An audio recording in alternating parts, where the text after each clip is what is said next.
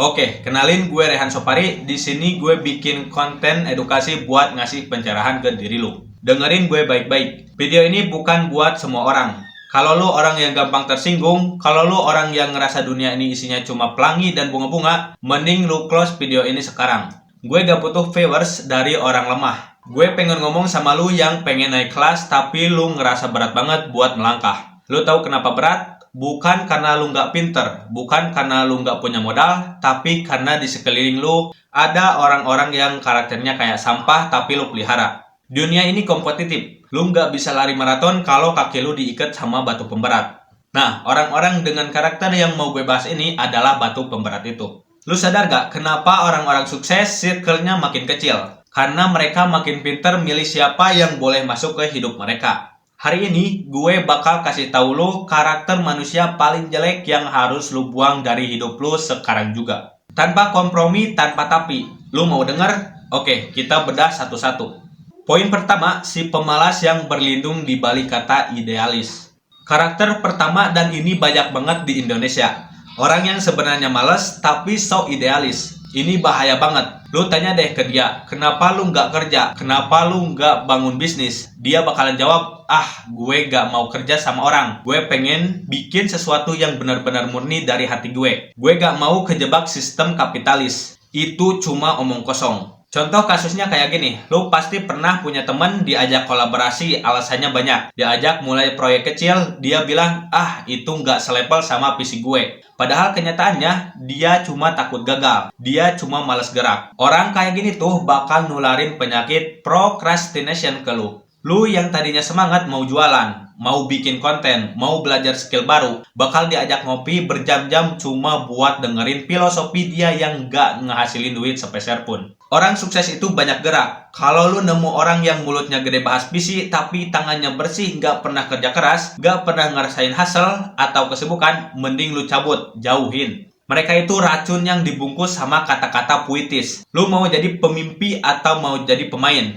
Pilih itu sekarang. Poin yang kedua, si tukang gosip yang ngerasa dirinya pengamat. Poin kedua ini yang paling gue benci. Karakter manusia yang hobi ngomongin orang lain. Lu tahu gak kenapa? Karena orang yang otaknya kecil itu cuma bahas orang. Orang yang otaknya medium itu bahasnya kejadian. Tapi orang yang otaknya gede itu bahasnya ide. Nah, kalau lu ada di circle yang tiap hari isinya cuma, lu tahu gak si itu cerai? Lu tahu gak si itu kok bisa kaya? Paling pelihara babi ngepet. Lu lagi ada di lubang sampah. Contoh kasusnya kayak gini deh. Gue kasih contoh simpel aja ya.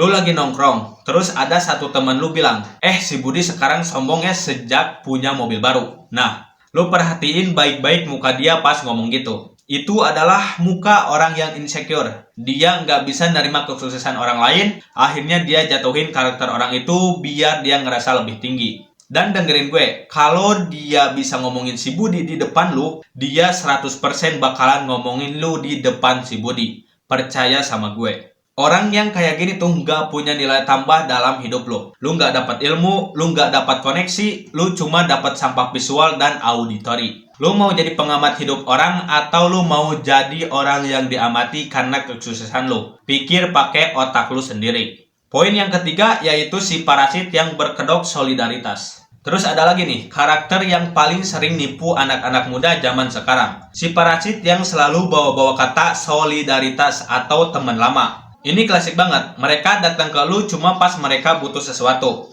Entah itu butuh duit, koneksi, atau sekedar buat minjem barang lu. Contoh kasusnya kayak gini. Lu pernah gak ada temen yang gak pernah chat lu selama 2 tahun? Tiba-tiba nge-pay, terus nanya, lu lagi ada dana seger gak? Gue lagi kepepet nih. Kita kan temen lama, masa lu gak bantu? Terus pas lu pinjemin, dia langsung hilang. Pas lu tagih, dia lebih galak daripada lu. Dia bilang lu gak solider, lu pelit, lu lupa sama temen susah. Look at this audacity. Ini bukan soal lu pelit, ini bukan soal integritas. Orang yang gak punya malu buat minta-minta, tapi gak punya rasa tanggung jawab buat balikin, itu adalah karakter terendah manusia. Mereka gak menghargai kerja keras lu. Mereka cuma lihat lu sebagai ATM berjalan. Kalau lu terus-terusan pelihara orang kayak gini karena alasan gak enak hati, ya lu bakalan miskin selamanya. Karena energi dan aset lu habis buat nyuapin orang yang sebenarnya cuma males tapi pinter manipulasi. The Hard Truth and Dexter Flame. Oke, sekarang lu udah tahu siapa aja mereka. Pertanyaannya sekarang bukan siapa mereka, tapi lu berani gak cut off mereka. Banyak dari lu yang takut. Takut dibilang sombong, takut gak punya teman, takut kesepian. Dengerin gue. Lebih baik lu jalan sendiri tapi menuju puncak, daripada lu jalan rame-rame tapi menuju jurang. Kesuksesan itu harus dibayar sama kesepian. Kalau lu mau jadi 1% teratas, lu nggak bisa pakai mentalitas 99% orang di luar sana. Lu harus tega sama diri lu sendiri, tega sama circle lu yang nggak produktif. Mulai besok, filter chat lu. Filter siapa yang lu ajak ngopi. Kalau mereka nggak bawa lu ke arah yang lebih baik, delete kontaknya. Lu gak butuh validasi dari orang-orang sampah. Gue ngomong kayak gini karena gue peduli sama potensi lu. Lu punya waktu 24 jam sama kayak Elon Musk, sama kayak Jeff Bezos.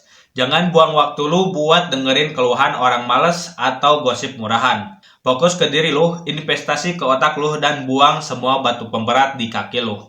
Gue rasa cukup buat hari ini. Lu renungin apa yang gue omongin. Kalau lu ngerasa kesindir, itu bagus. Berarti lu masih punya hati nurani buat berubah. Share video ini ke satu teman lu yang lu rasa butuh tamparan ini. Kita ketemu di video berikutnya. Stay hungry, stay fokus.